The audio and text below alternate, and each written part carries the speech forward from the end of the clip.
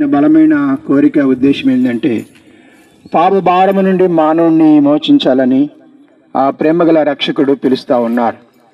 ఈ పాపములున్న మానవుడు, ఈ భారం నుండి మానవుడు విడిపించబడకపోతే, మానవుడు పాపం నుండి చనిపోతే మానవునికి 2 జన్మలున్నాయి, 2 మరణాలున్నాయి. ఆత్మీయ శరీర జన్మలున్నాయి. పాపముల నుండి చనిపోతే మానవుడు ఆత్మ మరణానికి వెళుతుంది. అదే 2వ మరణం. పాపమును జీతం మరణం. అట్లాంటి మరణము నుండి మానవుడు విడిపించబడాలి అంటే మానవుడు పాపము నుండి, పాప భారము నుండి తాను రక్షించబడాలి. ఈ లోకములో మరి శరీరానికి వచ్చే వ్యాధులకు మందులు ఉన్నాయేమో కానీ మానవుడి యొక్క ఆత్మకు ఉన్న ఈ పాప రోగాన్ని పరిహారం చేసే ఈ లోకంలో ఎట్లాంటి ఔషధం లేదు. అందుకే కాలము సంపూర్ణమైనప్పుడు పరిశుద్ధుడని దేవుడు పరలోకము నుండి ఈ లోకానికి మానవతారిగా యేసు ప్రభు నామములు ఈ లోకానికి వచ్చి 33.5 సంవత్సరాలు జీవించి ఆయన జన్మలో జీవితంలో పాపం లేనివాడుగా ఎన్నో ఈ లోకంలో సూచక్రియలు అద్భుతాలు జరిగించారు. చివరకు సర్వమానవాళి యొక్క పాపమును తన మీద వేసుకొని సర్వమానవాళి కొరకై, సర్వలోక రక్షణ కొరకై ఆ పుణ్యమూర్తి ఆ భూమికి ఆకాశం మధ్యలో కలవరి శిలువ పైన తన పరిశుద్ధ రక్తాన్ని చిందించారు. పాపం మనది, మన పాపాన్ని యేసు ప్రభువారు తన మీద తీసుకున్నారు. మన తీర్పు ఆయన పొందారు, మన శిక్ష యావత్తు ఆయన భరించినారు.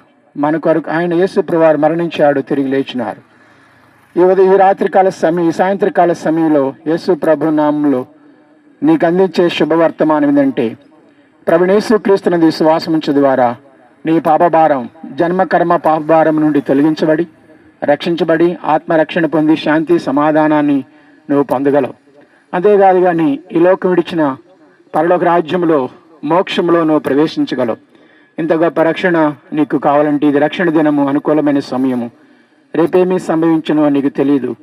ప్రభువైన యేసుక్రీస్తునందు విశ్వాసం ఉంచము, అప్పుడు నీవును నీ ఇంటి వారిని గొప్ప ఆత్మరక్షణ పొందగలరు. ప్రభు అట్టి కృప మీకు అనుగ్రహించునుగాక. ప్రార్థన చేసుకుందాం.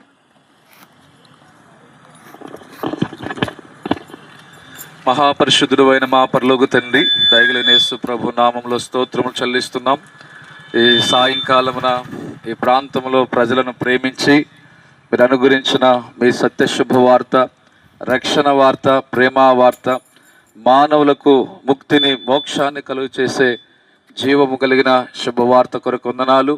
ప్రభు పరిశుద్ధుడు అని, సంరక్షకుడు అని, అయ్యా మంచి రక్షకుడు అని, మానవాళిని ప్రేమించి మరణం పొంది తిరిగి లేచిన దేవుడు అని, నాయన మానవులందరినీ ప్రేమిస్తున్న ప్రేమామయుడు అని, మీ యందు విశ్వాసం ఉంచడం ద్వారా కలిగే రక్షణ, నిత్య జీవము, నిజమైన శాంతి, పరలోక రాజ్యం ఇట్టి అనుభవంలో మా ప్రాంత ప్రజలను దీవించి ఆశీర్వదించమని, వారిని, వారి కుటుంబాలను, వారి చేతి పనులను, వారి ఉద్యోగములను, వ్యాపారములను, వారి ఆత్మీయంగా రక్షణ, భౌతికంగా దీవించమని యేసు ప్రభువు నామమున స్తుతించి ప్రార్థించి వేడుకొనుచున్నాము తండ్రి. ఆమేన్. మా ప్రియమైన ప్రాంతవాసులారా, మరి ఇంకా సమీపంగా ఉన్న అడ్రస్ ఉంది, గమనించినట్టయితే సమీపంలోనే మరి దేవుని యొక్క సన్నిధి ఉంటుంది. దేవుని యొక్క వాక్యం అనే ఆత్మీయ మేలు, ప్రభు ఇచ్చే రక్షణ, దైవాశీర్వాదాలు పొందవలసిందిగా మీ అందరికీ ప్రేమతో ప్రేమపూర్వక ఆహ్వానం. దేవుడు మిమ్మల్ని రక్షించి ఆశీర్వదించును గాక. ఆమేన్.